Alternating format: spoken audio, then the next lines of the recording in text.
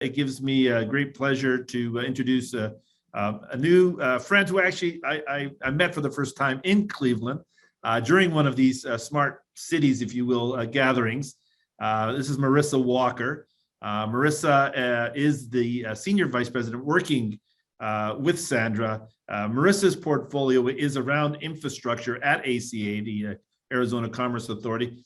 And she's also a partner with us here at ASU in a collaboration that we have with one of our other important sponsors here with Cox. We actually have a program that you're going to hear a little bit more about, the Cox Collaboratory. And Marisa, along with myself and a couple of other folks, are actually on the board of that activity going forward. And she also serves as the executive director of the Institute of Automated Mobility, which is a statewide initiative that the governor and Sandra have her coordinating across the state of Arizona. So with that, Marisa, I'll let you take the floor and have a chance to introduce your colleagues who are joining you. And a pleasure to see you as always. And looking forward to the next 30 minutes or so of conversation. That sounds great. Lev, thanks for the kind and warm introduction. I really appreciate it. I'm particularly excited to be part of this discussion. Want to also just say thanks to you and the entire Brain Trust that put this event together. No surprise to anyone that's been participating today and this afternoon. It's just a fantastic series of conversations and just really thought-provoking, and it couldn't be more timely when we think about, as it's been discussed by some of the other presenters, a tremendous amount of resources and transformational resources that are coming online that got passed last year, that really stand to really improve the experience and the connectivity. I also have a very special spot to have transportation highlighted in this way in this session. I was an ADOT employee for actually 7 years, and often transportation's overlooked, but it's really the foundation for all these connections. I often think it was, in many ways, the first internet is our road systems and the ways that it connected people. So I'm really delighted to have this group come together for this discussion. What we thought might be the best way to start out is just to go ahead and have each of the panelists, and you'll be quite impressed with their backgrounds, do a self-introduction, and then we'll start to get into the conversation. So Susan, if you don't mind, let me go ahead and turn it over to you to give a little bit of context about your background. Hi, thank you, Marisa, and thank you all for inviting me to be here. I am Susan Anderson. I am the Systems Technology Group Manager at ADOT within our Transportation Systems Management and Operations Division. So my group actually gets involved with all things technology related to serve our transportation network. My background, I'm pretty much an Arizona native. I've born and raised here, glad to call Arizona my home, went to school at University of Arizona, and then took a short stint over to Texas for my graduate degree in transportation and came back to work in the consulting world for several years before joining ADOT about 10 years ago. So I've had some fun working through ADOT as a project manager and seeing a lot of different aspects around, and really thrilled to be part of the TISMO division now, where we can really see an impact in deploying technology so we can address safety concerns throughout our state. So I'm glad to be here today to discuss more on the efforts we've got underway. Thanks, Marisa. Yeah, exciting to have you, and no surprise about coming back to Arizona. It's the ultimate boomerang, I think. It's hard to stay away. Let me go ahead and turn over to my next colleague, Mailen, and maybe you could do a little bit of an introduction as well. Well, hello, everyone. My name is Mailen Pankiewicz. I'm actually a graduate of Arizona State University. I have 2 master's degrees from there, one in urban planning, another one in public administration. And currently, I lead the Office of Pedestrian Safety in the city of Phoenix, which is consistently ranked among the top 3 for not only pedestrian collisions, but also overall traffic collisions. And a little bit of my personal background, I'm actually an immigrant to this country, so I've spent a lot of time on foot. I came from a family where we never had to even learn how to drive a car because public transportation and good infrastructure was abundant from where I came from. So I bring that specific knowledge of how streets should be comfortable for users, given that I came from an environment where they were very comfortable to one where I felt like pedestrians did not have space or safety. So I'm very happy to be here. Yeah, Mailen, pleasure to have you. And of course, I'm going to be looking forward to kind of digging in a little bit deeper around multimodal interactions and how do you keep the street safe when you have a lot of different people and vehicles on the roadways. And finally, let me turn to our colleague, Rick from Glendale. All right, great to see you, Rick. Hey, thank you. Good afternoon, everybody. My name is Rick St. John. I'm a deputy city manager here in the city of Glendale. I've been in Glendale for about 25 years now as an employee. Started in the police department, worked my way up, and was the police chief from 2016 to 2019 when I left the police department to come over to city management. I do supervise police and fire. Traffic safety is a huge deal for us. As you know, in the Valley, we have a tremendous problem with traffic safety. Glendale typically has 2 or 3 intersections in the top 10 every year.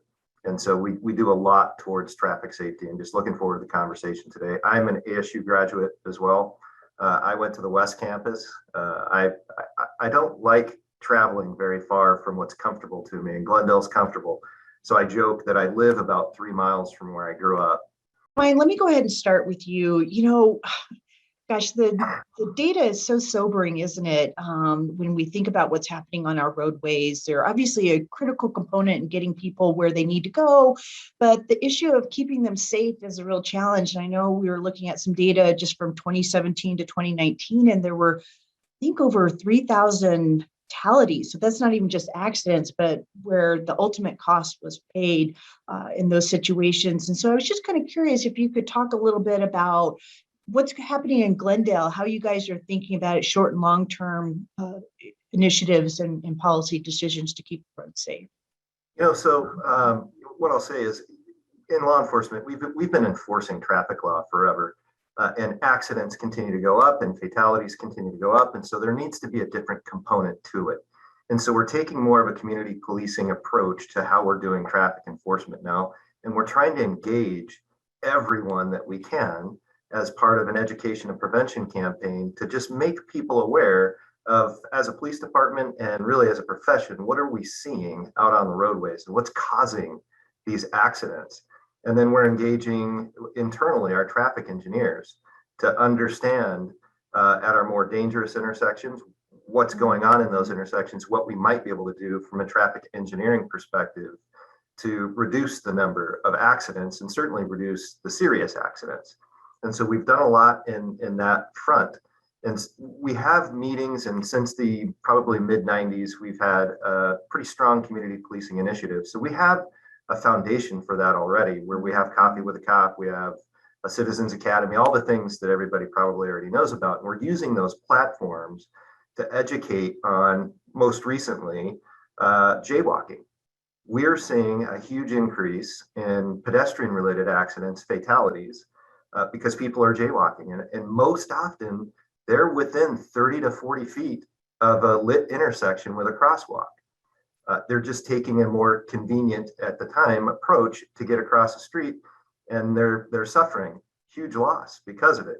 And so we went into those areas where there is a lot of jaywalking and distributed information about jaywalking and why it's illegal and why it's important to use crosswalks, and hit a lot of our multifamily complexes with those informational, I'll call them trifolds, the little trifold pamphlets. And then we went out and did an education campaign where everyone that we caught in these areas that were jaywalking, we would stop and talk to them and give them a trifold and explain why we needed them not to do that. And then we moved to enforcement. And that's typically what we do. We do some type of informational push, whether it's through social media, community policing platforms, the city's marketing team, our websites.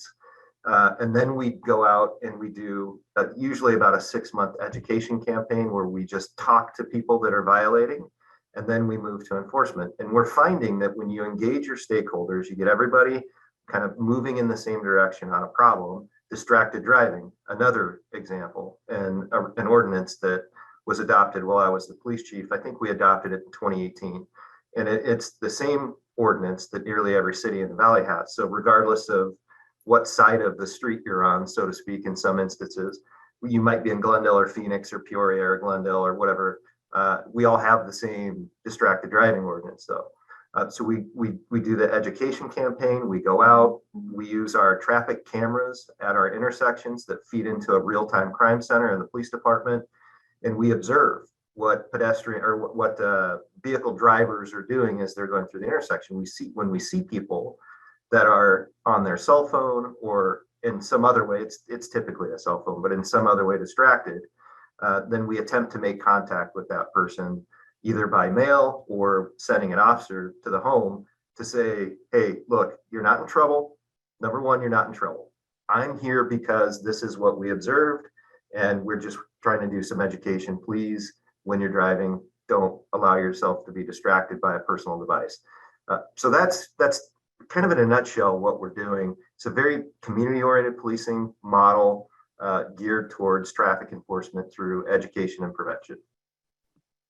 Yeah, thanks, Rick. It really having to think outside the box on how to be able to communicate and really impress upon people that you might be saving a few minutes on not going to the crosswalk, but it could have really awful repercussions if you're not paying full attention and using those pathways. And I know it's not unique to the greater Phoenix region or metropolitan areas in Arizona, but our intersections are so wide that often it creates a unfortunate opportunity for folks to get into some dangerous situations. Yeah. Susan, I'd love to turn to you right now. Obviously, I actually was an ADOT employee, so I know, just like with the rest of the folks on the panel, ADOT eats, sleeps, drinks, thinks about safety in every way. I'd love to hear the state's perspective, and I'd also love for you to, if you wouldn't mind, give some context about how the state and city work together. One of the things that we appreciate with infrastructure, and particularly roads, they don't just stop and end at a particular community's boundary. They extend throughout. That's the whole intention. And so being able to have that level of coordination, I would imagine, is quite important. It is. So yes, for ADOT and with all of our transportation departments at any agency, safety and mobility really are our ultimate goal. Like, we're striving to develop, operate, maintain a transportation system that all users can travel safely on and get from point A to point B with no worries. And they really don't know those jurisdictional boundaries. So we have at ADOT a number of processes in place that help to assist us with making decisions that support safety improvements. And often those efforts involve partnership and coordination with our other agencies.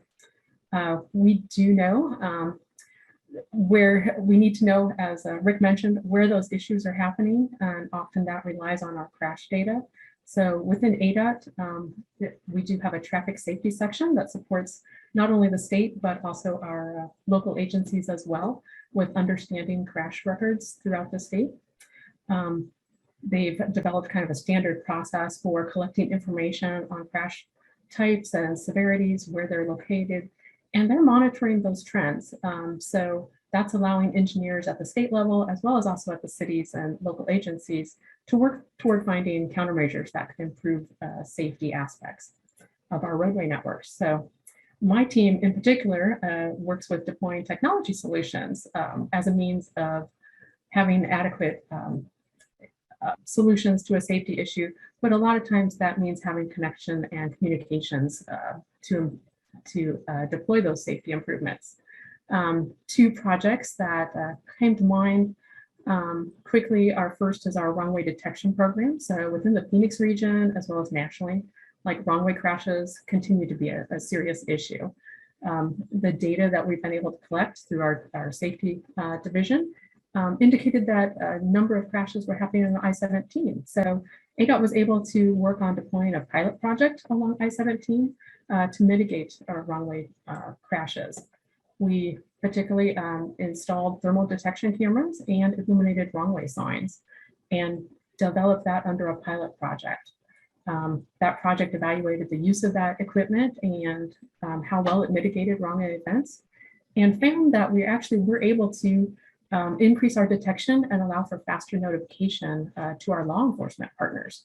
So this really does develop that two-way communication between agencies to save every second that we can in trying to address this issue. So we're looking to roll out more wrong-way detection throughout the state as funding becomes available. Another safety-focused project that I wanted to highlight for you today was ADOT's project on I-10 for the dust detection system near Focaccia Peak. This segment of freeway has historically experienced high number of crashes during the seasonal monsoon storms. And for anyone who's experienced those monsoon storms, you know that the dust gets kicked up and visibility can drop very quickly. It's a really scary situation. So the system that's been constructed out there deploys technology to recognize when dust storms are approaching, and they can warn our ADOT folks and as well as the drivers of that threat that's coming forward. And we then use that technology to advise drivers to slow down to safer speeds. We're using variable speed limit signs in our message boards. So those are just two examples of transportation initiatives that ADOT has implemented to address specific safety concerns on our roadways, but it continues throughout the whole entire state. So our coordination with our local agencies is primarily through our statewide Arizona Strategic Traffic Safety Plan. This is a comprehensive plan for reducing fatalities and injuries on all of our public roads. So all of our agencies work together in developing this plan. It's data-driven, it's a multi-year plan, and we're really trying to establish those goals and objectives for reducing fatalities and serious injuries. The plan also helps us at the statewide level help prioritize our efforts when we want to go conduct road safety assessments. These projects are often coordinated with cities and our law enforcement staff to identify roadway improvements. ADOT works with those local agencies and law enforcement, as well as emergency management, to understand what's happening at particular locations and how we might mitigate those. Another aspect where ADOT can support our local agencies is really with the funding of safety projects, particularly through our Highway Safety Improvement Program.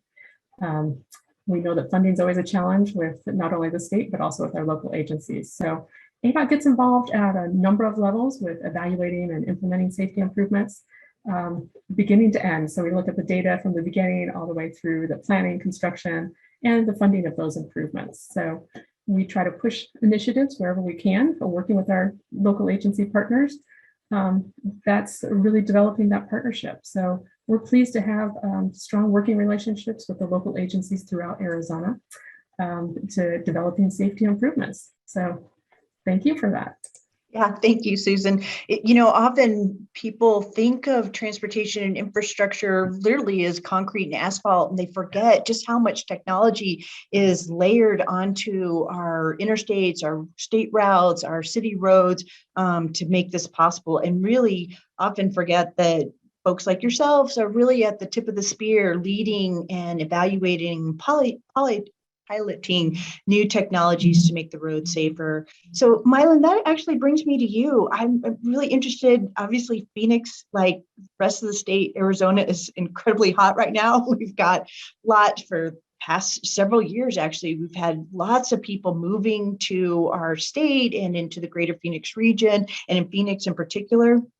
And as we started off this conversation, that creates for a lot of potential interaction, some quite dangerous between cars, people, bikes, different things like that. And I'd just be interested to hear Phoenix perspective on the kind of technologies that you guys are looking at. And I also have a special interest in what you guys are thinking around automated vehicles. I've seen those operating in the downtown Phoenix area, along with Chandler and other parts of the greater Phoenix region. And just to kind of get a sense from you, what you guys are thinking long-term about that integration of automated vehicles into the roadway. Well, currently our traffic signals group does pilot a lot of new technologies, specifically around our traffic signals regarding detection, speed detection.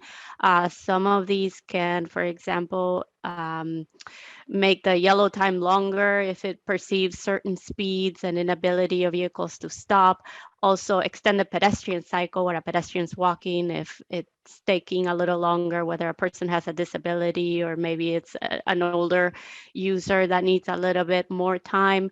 But what I would say our main focus has been, it actually goes a step beyond to think about just a basic human behavior and how we are wired, as well as also coupling that with the socioeconomic factors that lead to a lot of the collisions that we're having. I mean, the most deadly collisions tend to be pedestrian to vehicle collisions just because the pedestrian is unprotected. And what we see in Phoenix, but also countrywide, is that the majority of these victims tend to be of a specific socioeconomic background, race, even age and gender. So we do focus very closely on those areas, not only because these are vulnerable groups that we know are more likely to not be able to rely on a vehicle to get from place to place, but also because that is where our major collisions are happening. I know Susan mentioned a variety of grants and opportunities that ADOT has. We do take advantage of some of them, and we also have our own funding, which is $2 million yearly to address specific pedestrian safety issues in this hotspot. So I think it's very important that before we think about technology, we think about the special user groups that will be impacted by our decisions. We can all think of the place where we live at and our nearest grocery store. And if you thought of that time difference between taking your vehicle to the grocery store or maybe not having a vehicle and having to walk to the grocery store, we would understand a lot of the decisions that our users are making in terms of cutting time and maybe not in our eyes doing decisions that are not wise, even though they've done them several times without repercussion, and perhaps the next time they do it, it may be a different or more dangerous outcome. So being able to step on the shoes of people that do not have vehicles, cannot afford vehicles, maybe are disabled and cannot use a vehicle is very important. A lot of these people have 2 jobs and limited time and still need to walk children to school, take them to doctor's appointments and things like that. So being able to think about that socioeconomic aspect of it is key. And also thinking about the fact that a lot of the technologies that are developed are very car-centric and not really thought about from that point of view of a pedestrian. And a lot of the folks that are developing these technologies also have a worldview that's shaped by vehicles because that's all they've known. So one of the things that we always say is if we were to take this route on foot, how would we feel? How would we experience things? And that's the first approach that we are actually taking before we think about any strong technology fixes that we can put on our road, because we have had vehicles for 100 years or so on the roads, but our instinctual behaviors, especially in a city like Phoenix, where it gets to over 120 degrees several days in the year, are very likely to drive the decisions that we take. We are transportation experts, so we know certain things are not wise, but for people that have been on a street and at 100+ degrees on a specific day, those decisions may look very differently. So we do approach them with that empathy for our users, and also with the perspective that we need to have a different worldview to be able to approach these things. It's not the same to think of our own experiences as car drivers as it is if we were disabled in a wheelchair, older, if we were trying to accommodate a schedule where we work 2 jobs and we're trying to catch a city bus. All of those things come into play and are key before we even think about technologies.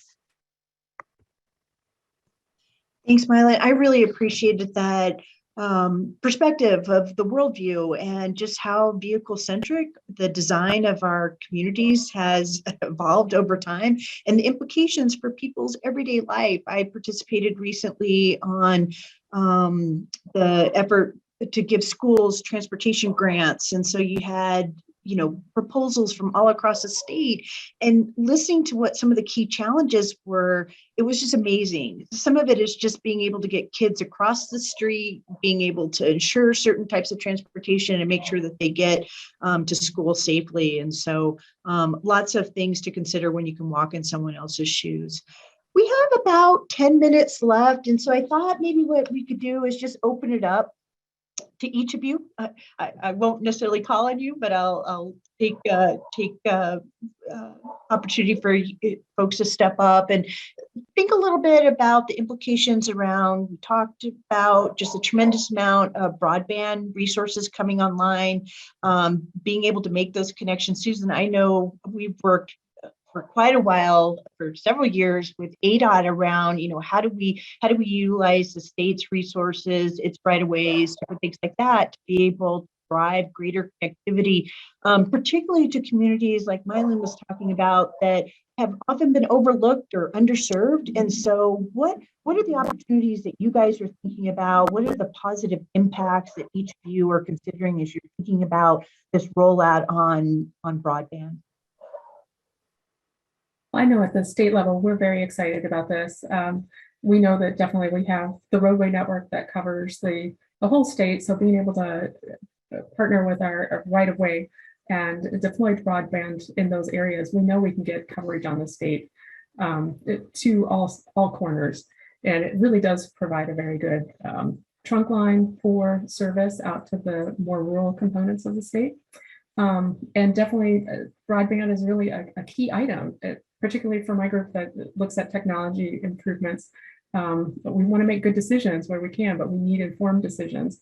And having that broadband and that connection, it would allow us to deploy more equipment out where we don't actually have to rely on the manpower to get out to the field to collect information, that we'll have devices that it can pick up detection or sensors that can collect information for us, making us much more knowledgeable at that time. So it comes down to having, the timely and accurate information to make good decisions. And that's where we see a lot of opportunity with broadband, allowing transportation agencies to access that information, monitor information, and really deploy more technology and make a more robust system, really. If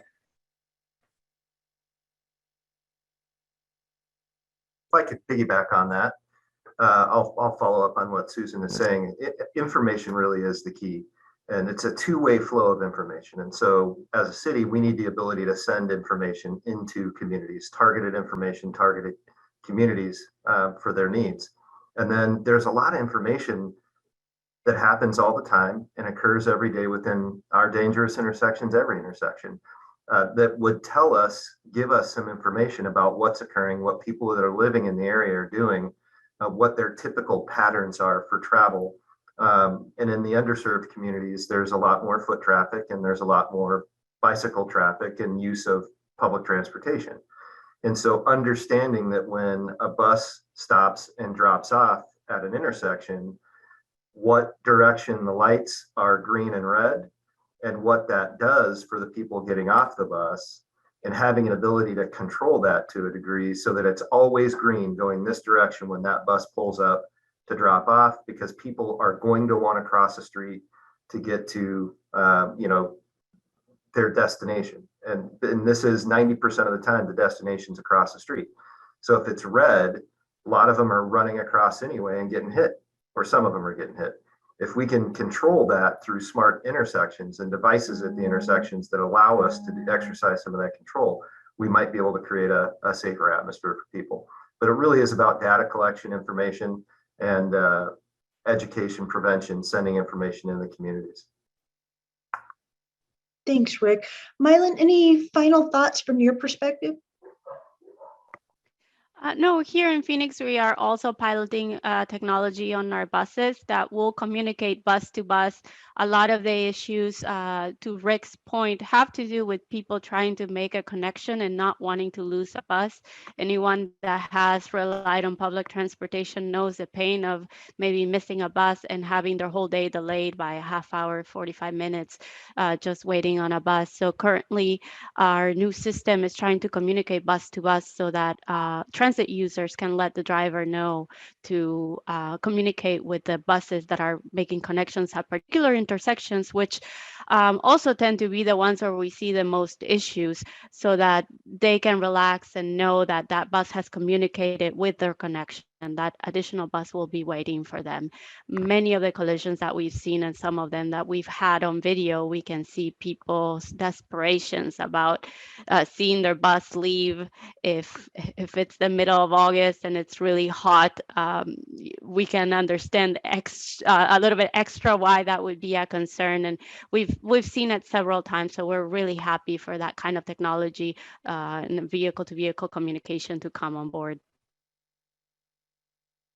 That's great. Well, I just want to thank each of you for being part of this conversation. I always learn something new, that's for sure, and just understanding some of the challenges and the creative ways in which you're trying to address those connection points between people and how they get to work and school and see their friends and family makes a huge difference. And just want to thank you for your service and really appreciate it. I also want to thank my colleagues at Cox. A lot of this conversation is actually a result following 8 months of a deeper dive into understanding some of the transportation challenges and issues in Arizona and Arizona communities. And so this really was an organic growth out of that inquiry, and Tricia in particular, just want to give her a quick shout out. I also want to thank everyone that attended this session. I have 2 5-year-old dogs upstairs and they are having a havoc. They're not used to being isolated upstairs. And so they've been quite vocal. I've had to have myself on mute quite a bit. So anyway, thanks a lot, everyone, for this interesting conversation, and looking forward to the rest of the day's dialogue. Thanks, Marisa. And thank you, Susan, Rick, and Mailen for your contributions today.